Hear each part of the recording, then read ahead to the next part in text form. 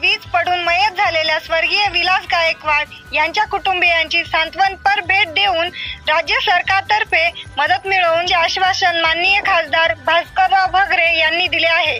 वीज पडून मृत्यू झाल्यास त्याचा राज्य आपत्तीच्या यादीत समावेश करण्यात आला आहे। अशा घटनात मृत्युमुखी पडलेल्या व्यक्तींच्या वारसांना 4 लाख रुपये देण्याची नुकसान भरपाई दिली जाणार आहे। या संदर्भातील आदेश महसूल खात्याच्या मदत व पुनर्वसन विभागाने जारी केला आहे।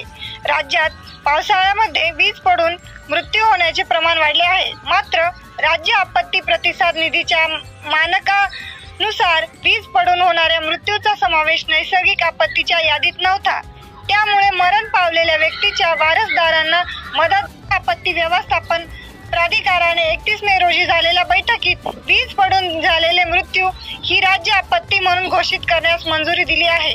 वीज पडून मृत्यू झाल्यास योग्य त्या प्राधिकरणाने मृत्यूचे कारण प्रमाणित करण्याच्या अधीन राहून मरण पावलेल्या वारसांना 4 लाख रुपये मदत दिली जाणार आहे।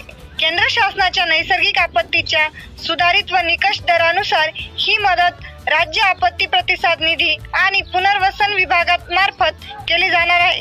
त्यामुळे स्वर्गीय विलास गायकवाड यांच्या कुटुंबियांना मदत मिळवून देण्यास मदत होईल। माननीय खासदार भास्करराव भगरे यांनी उपस्थितांशी संवाद साधताना सांगितले। या प्रसंगी गणेश भाऊ धात्रक, संतोष गुप्ता, निलेश चव्हाण, दर्शन आहेर यासह महाविकास आघाडीचे पदाधिकारी व ग्रामस्थ उपस्थित होते।